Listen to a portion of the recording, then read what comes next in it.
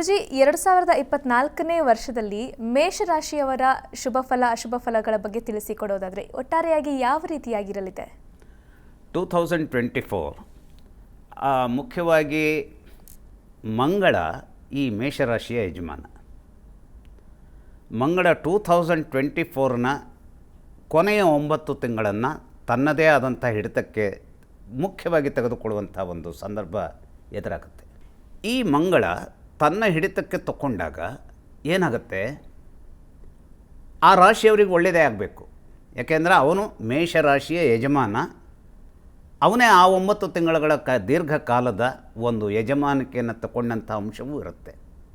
ಆದರೆ ಅವನು ಯಜಮಾನತ್ವವನ್ನು ತಗೊಂಡ ಅಂದ ತಕ್ಷಣ ಈಗ ಎಷ್ಟೋ ಒಂದು ಕಡೆಗೆ ನಾವೇನು ಮಾಡ್ತೇವೆ, ಸಮ್ಮಿಶ್ರ ಸರ್ಕಾರವನ್ನು ನೋಡ್ತೇವೆ. ಸಮ್ಮಿಶ್ರ ಸರ್ಕಾರದಲ್ಲಿ ಒಳ್ಳೆಯದನ್ನು ನಾನು ಮಾಡಲಿಕ್ಕೆ ಹೊರಡಬೇಕು ಅಂದರೂ ನನ್ನ ಜೊತೆಗಾರರಾದಂಥ ಇನ್ನೊಂದು ಪಕ್ಷ ನನಗೆ ಅದೇ ರೀತಿಯಲ್ಲಿ ಸಹಕರಿಸುತ್ತೆ ಅಂತ ಹೇಳಲಿಕ್ಕೆ ಬರಲ್ಲ, ಅಥವಾ ಸಹಕರಿಸಲೂಬಹುದು. ಇಲ್ಲಿ ಒಳಿತನ್ನು ಮಾಡಬೇಕು ಅನ್ನುವಂತಹ ಸಕಲ ತನ್ನದೇ ಆದಂತಹ ಒಂದು ಯೋಚನೆಗಳೊಂದಿಗೆ ಮಂಗಳ ಮೇಷರಾಶಿಯವರ ಬಗೆಗೆ ಅದ್ಭುತವಾಗಿ ಇದ್ದರೂ ಕೂಡ ಈ ಮಂಗಳನ ಮೇಲೆ ತನ್ನದೇ ಆದಂಥ ಕೆಟ್ಟ ಪ್ರಭಾವವನ್ನು ಶನೈಶ್ಚರ ಏನು ಮಾಡ್ತಾನೆ, ಅಲ್ಲಿ ಇಂಜೆಕ್ಟ್ ಮಾಡ್ತಾ ಇರ್ತಾನೆ. ಯಾಕೆಂದರೆ ಮೇಷರಾಶಿಯನ್ನು ಕುಂಭರಾಶಿಯಿಂದ ಮೇಷರಾಶಿಯನ್ನು ನೋಡ್ತಾ ಇರ್ತಾನೆ. ಎಲ್ಲಿ ಶನೈಶ್ಚರ ನೋಡ್ತಾನೋ ಅಲ್ಲಿ ಸ್ವಾಸ್ಥ್ಯದ ಬಗೆಗೆ, ಯಾವುದೋ ಒಂದು ಜನಪ್ರಿಯತೆಯನ್ನು ಕಳ್ಕೊಳ್ಳೋದ್ರ ಬಗೆಗೆ, ಅಥವಾ ಅಚಾನಕ್ಕಾಗಿ ನನ್ನ ವ್ಯಕ್ತಿತ್ವದ ಹನನ ಆಗೋದ್ರ ಬಗೆಗೆ, ಇದ್ದಕ್ಕಿದ್ದಲ್ಲೇ ನಾನು ಇವತ್ತು ಬಹಳ ಅದ್ಭುತವಾಗಿ ನನ್ನ ವ್ಯಕ್ತಿತ್ವವನ್ನು ರೂಪಿಸ್ಕೊಂಡಂಥ ಒಬ್ಬ ವ್ಯಕ್ತಿ ಆದರೆ, ಮೇಷರಾಶಿ ನಂದಿದ್ದರೆ, ಯಾವುದೋ ಒಂದು ಚಿಕ್ಕ ಒಂದು ಘಟನೆ ನನ್ನ ಇಡೀ ವ್ಯಕ್ತಿತ್ವವನ್ನು ಹಾಳು ಮಾಡಿಬಿಡ್ಬೋದು, ಅಥವಾ ನನ್ನ ಆರೋಗ್ಯಕ್ಕೆ ತೊಂದರೆ ತರಬಹುದು. ಆರೋಗ್ಯಕ್ಕೆ ತೊಂದರೆ ತಂದಂಥದ್ದು ಏನಾಗಬಹುದು, ಇನ್ನಿಲ್ಲದ ರೀತಿಯಲ್ಲಿ ನಾನು ಈ ಇಡೀ ವರ್ಷ ಏನನ್ನು ಮಾಡಬೇಕು ಅಂತ ಯೋಚಿಸ್ಕೊಂಡಿರ್ತೇನೋ ಅದನ್ನು ಮಾಡಲಿಕ್ಕೆ ಸಾಧ್ಯವಾಗದೇ ಹೋದಂಥ ಸಂದರ್ಭವೂ ನಿರ್ಮಾಣ ಆಗಿಬಿಡ್ಬೋದು. ಯಾಕೆಂದರೆ ನನ್ನ ಆರೋಗ್ಯವೇ ಕೈ ಕೊಟ್ಟುಬಿಡ್ತು ಅಂತಾದರೆ ನಾನು ದುಡಿಯೋದಕ್ಕೆ ಹೇಗೆ ಸಾಧ್ಯ ಇರುತ್ತೆ? ಆದರೆ ಈ ರಾಶಿಯವರಿಗೆ ಈ ವರ್ಷ ಇರುವಂಥ ಒಂದು ಒಳಿತಿನ ಸಂದರ್ಭ ಏನು ಅಂತಂದರೆ, ಮೇ 4ರ ನಂತರದಲ್ಲಿ ಇವರಿಗೆ ಗುರುಬಲ ಬರುತ್ತೆ. ಗುರುಬಲ ಬರೋದರಿಂದಾಗಿ ಆರ್ಥಿಕವಾದಂಥ ಸಂವರ್ಧನೆ, ಆರ್ಥಿಕ ವಿಚಾರಗಳಿಗೆ ಚೈತನ್ಯ.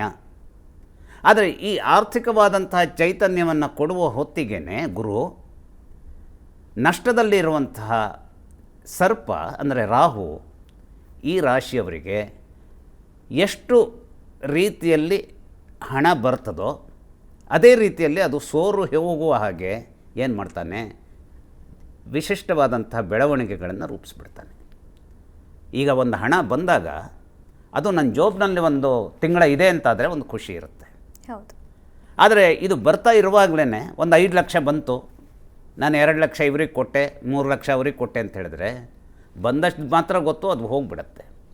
ಆ ರೀತಿಯಲ್ಲಿ ಆಗುವ ರೀತಿಯಲ್ಲಿ ರಾಹು ತೊಂದರೆಗಳನ್ನು ತರುವಂತಹ ಒಂದು ದುಷ್ಟ ವಿಷವನ್ನು ತನ್ನ ಆಂತರ್ಯದಲ್ಲಿ ಫುಲ್ ಇಡೀ ವರ್ಷ ಅವನು ಅದನ್ನು ಇಟ್ಟುಕೊಂಡಿರ್ತಾನೆ. ಹಾಗೆಯೇ ಇವರ ವಿಚಾರದಲ್ಲಿ, ಮೇಷರಾಶಿಯವರ ವಿಚಾರದಲ್ಲಿ ವೈವಾಹಿಕ ಸಂದರ್ಭದ ವಿಚಾರವನ್ನು ಶುಕ್ರ ಇಲ್ಲಿ ಏನು ಮಾಡ್ತಾನೆ, ನಿಯಂತ್ರಿಸ್ತಾನೆ. ಆದರೆ ಶುಕ್ರ ಈ ಇಡೀ ವರ್ಷ ಶುಕ್ರನ ಪ್ರತಿ ಮನೆಯ ಚಲನೆ ಸುಮಾರಾಗಿ ಒಂದೂವರೆ ತಿಂಗಳು, ಒಂದಲ್ಲ 1.5 ತಿಂಗಳಿನಲ್ಲಿ ಅದು ಚೇಂಜ್ ಆಗ್ತಾ ಹೋಗುತ್ತೆ. ಈ ಎಲ್ಲ ಸಂದರ್ಭದಲ್ಲೂ ಮಿಶ್ರ ಫಲ, ಸಾಂಸಾರಿಕ ವಿಚಾರ ಅಂದರೆ ದಾಂಪತ್ಯದ ವಿಚಾರದಲ್ಲಿ, ಪ್ರೇಮದ ವಿಚಾರದಲ್ಲಿ, ಹೆಣ್ಣು ಗಂಡಿನ ನಡುವಿನ ಒಂದು ಆ ಅನ್ಯೋನ್ಯತೆಯ ವಿಚಾರದಲ್ಲಿ, ಅಥವಾ ಹೆಣ್ಣು ಗಂಡಿನ ನಡುವಿನ ಒಂದು ಸಾತ್ವಿಕವಾದಂಥ ಸಂಬಂಧದ ವಿಚಾರದಲ್ಲಿ ಮಿಶ್ರ ಫಲಗಳು ಇಲ್ಲಿ ಕೂಡಿಕೊಂಡು ಇರುವಂಥದ್ದಕ್ಕೆ ಅದು ತನ್ನದೇ ಆದಂಥ ಒಂದು ವೇದಿಕೆಯನ್ನು ನಿರ್ಮಾಣ ಮಾಡಿಕೊಡುತ್ತೆ. ಆದರೆ ಮೇಷರಾಶಿಯವರು ಒಂದನ್ನು ಅರ್ಥ ಮಾಡ್ಕೊಳ್ಬೇಕು, ಮೇಷರಾಶಿಯವರ ಸಿಟ್ಟು ಬಹಳ ದೊಡ್ಡ ರೀತಿಯದ್ದು. ಕೆಲವರು ಹೇಳ್ತಾರೆ, ನಂದು ಸಿಟ್ಟು ಈ ಟೈಮಿಂದ ಮಾತ್ರ, ನಾನು ಹೊರಗೆ ಹಾಕಿಬಿಡ್ತೇನೆ, ಆಮೇಲೆ ಅದು ನನ್ನ ಹತ್ರ ಇರಲ್ಲ ಅಂತ. ಆದರೆ ನಿಮಗೆ ಎದುರಾಗುವಂಥ ಜನ ಹೇಗಿರ್ತಾರೆ ಅಂತಂದರೆ, ಆ ಸಿಟ್ಟಿನಿಂದಾಗಿ ಆಡಿದಂಥ ಒಂದು ಮಾತಿದೆಯಲ್ಲ, ಅದು ಹಲವು ದಿನಗಳ ಕಾಲ, ಹೇಗೆ ನಾವು ಹಾವಿಗೆ ದ್ವೇಷ 12 ವರ್ಷ ಅಂತ ನಾವು ಹೇಳ್ತೀವಿ, ಹಾಗೆ ಹಾವಿನ ಸ್ವರೂಪದಲ್ಲಿ ಆ 12 ವರ್ಷಗಳ ದ್ವೇಷವನ್ನು ಸಾಧಿಸುವಂಥವರ ಒಂದು ಜೊತೆ ನಿಮಗೆ ಆಗಿಬಿಡಬಹುದು. ಹಾಗಾಗಿ ಒಂದನ್ನು ಹೇಳಬೇಕು, ನನ್ನ ಮನಸ್ಸಿನಲ್ಲಿ ಏನನ್ನೂ ನಾನು ಇಟ್ಕೊಳ್ಳಲ್ಲ, ಅದನ್ನು ಹೊರಗೆ ಹಾಕಿಬಿಡ್ತೀನಿ. ಹಾಗಾಗಿ ಸಿಟ್ಟನ್ನು ಯಾರೂ ನಿಮ್ಮ ಸಿಟ್ಟನ್ನು ಸಹಿಸ್ಕೊಳ್ಳೋದಿಲ್ಲ. ಸಿಟ್ಟನ್ನು ಸಹಿಸ್ಕೊಳ್ಬೋದು, ಆದರೆ ಆ ಟೈಮ್ನಲ್ಲಿ ಆದಂಥ ಅವಮಾನಕ್ಕೆ ಆ ಅವಮಾನವನ್ನು ಸಹಿಸ್ಕೊಳ್ಳೋದಕ್ಕೆ ರೆಡಿ ಇರೋದಿಲ್ಲ. ಹಾಗಾಗಿ ಸಿಟ್ಟನ್ನು ಮಾಡಬೇಕಾದಂತಹದ್ದು ಪ್ರಕೃತಿ. ನನಗೆ ಸಿಟ್ಟು ಬರುತ್ತೆ ಅಷ್ಟೇ, ಆದರೆ ಆ ಸಿಟ್ಟನ್ನು ನಿಯಂತ್ರಿಸಬೇಕಾದದ್ದು ಕೂಡ ನನ್ನ ಚಾತುರ್ಯದ ಫಲವಾಗಿ, ನನ್ನ ಮನಸ್ಸಿನ ಒಂದು ಗಟ್ಟಿತನದ ವಿಚಾರದಿಂದ ಅದನ್ನು ನಿಯಂತ್ರಿಸಬೇಕು. ಯಾಕೆಂದರೆ ನಮ್ಮ ಎಲ್ಲ ವ್ಯವಹಾರಗಳು ನಮ್ಮ ಮನಸ್ಸು ಮತ್ತು ಏನು ನಮ್ಮ ಹೃದಯ ಅಂತ ಹೇಳ್ತೀವಿ, ಅದು ಎರಡರ ನಡುವಿನ ಒಂದು ಅಂತರ್ಗತವಾದಂಥ ತಾತ್ವಿಕತೆಯ ತಿಕ್ಕಾಟದೊಂದಿಗೆ ಅಥವಾ ಆ ತಾತ್ವಿಕತೆಯ ಒಂದು ಅದರ ವಿನಿಯೋಗದೊಂದಿಗೆ ನಾವು ನಡೆಸಬೇಕಾದದ್ದು ಅನಿವಾರ್ಯ ಆಗಿರೋದ್ರಿಂದ ಎಚ್ಚರವನ್ನು ವಹಿಸಬೇಕಾದಂಥದ್ದು ಸಿಟ್ಟಿನ ಬಗೆಗೆ, ಮಾತಿನ ಬಗೆಗೆ. ಅದೇ ರೀತಿಯಲ್ಲಿ ಮನೆಯ ಸಂದರ್ಭದಲ್ಲಿ ಮನೆಯನ್ನು ಕಟ್ಟಿಕೊಂಡವರಿಗೆ ಒಳ್ಳೆಯದಾಗುವಂಥದ್ದು, ಮನೆಯನ್ನು ಕಟ್ಟುವ ಯೋಜನೆಗಳನ್ನು ಹಾಕ್ಕೊಂಡವರಿಗೆ ಮನೆ ಅಂದರೆ ಮನೆಯನ್ನು ಕಟ್ಟಿ ಮುಗಿಸಬಹುದಾದಂಥದ್ದು, ಇಂತಹದ್ದಕ್ಕೆ ಒಳಿತಿನ ರೂಪದಲ್ಲಿ ಮಂಗಳ ನಿಮ್ಮ ಕನಸುಗಳನ್ನು ಈಡೇರಿಸ್ಕೊಡ್ತಾನೆ. ಹಾಗಾಗಿ ಮನೆಯ ಸಂದರ್ಭಕ್ಕೆ ಮನೆಯನ್ನು ಕಟ್ಟಬೇಕು ಅನ್ನೋದ್ರ ಬಗ್ಗೆ ಅಥವಾ ಕಟ್ಟಿದ ಮನೆಯನ್ನು ಇನ್ನೇನೋ ರೀತಿಯಲ್ಲಿ ಅದನ್ನು ಮಾರ್ಪಡಿಸಬೇಕು ಅನ್ನುವಂಥ ಒಂದು ವಿಚಾರ ಇಟ್ಕೊಂಡ್ರೆ ಖಂಡಿತವಾಗಿ ಮಂಗಳನ ಸಂಪೂರ್ಣವಾದಂತಹ ಶಕ್ತಿ ನಿಮ್ಮ ಪಾಲಿಗೆ ಸಿಗುತ್ತೆ. ಹಾಗಾಗಿ ಸರ್ಪ ಯಾವುದೇ ರೀತಿಯ ನಷ್ಟವನ್ನು ತಂದುಕೊಡಬೇಕು ಅನ್ನುವಂಥದ್ದನ್ನು ಯೋಚಿಸ್ತಾ ಇದ್ದರೂ ಮನೆಯ ಖರ್ಚಿಗಾಗಿ ಆ ಒಂದು ನಷ್ಟ ಬರಲಿ, ಮನೆಯ ಒಳಿತಿಗಾಗಿ ಆ ನಷ್ಟ ಬರಲಿ, ಅದು ಒಳಿತಿಗೆ ಹೋಗಬೇಕಾದಂಥ ದಾರಿಯನ್ನು ನಿರ್ಮಿಸ್ಕೊಡುತ್ತೆ. 24 ಆ ರೀತಿಯಲ್ಲಿ ಒಂದಿಷ್ಟು ಹಣವನ್ನು ಖರ್ಚು ಮಾಡಿದ್ರೆ 25 ಇನ್ಯಾವುದೋ ಒಂದು ರೀತಿಯಲ್ಲಿ ಅದು ಉಳಿಸ್ಕೊಡುವಂಥ ಒಂದು ಸಂದರ್ಭವನ್ನು ನಿರ್ಮಾಣ ಮಾಡಿಕೊಡ್ಬೋದು. ಹಾಗಾಗಿ ಇವನ್ನೆಲ್ಲ ಗಂಭೀರವಾಗಿ ಯೋಚನೆ ಮಾಡಿದಾಗ ಮುಖ್ಯವಾಗಿ ಕ್ಷಣ ಮಾತ್ರದಲ್ಲಿ ವ್ಯಕ್ತಿತ್ವವನ್ನು ಹಾಳು ಮಾಡಿಕೊಳ್ಳುವಂತಹ ಒಂದು ಅವಸರದ ಸಂಗತಿಗೆ ಹೋಗಬಾರ್ದು.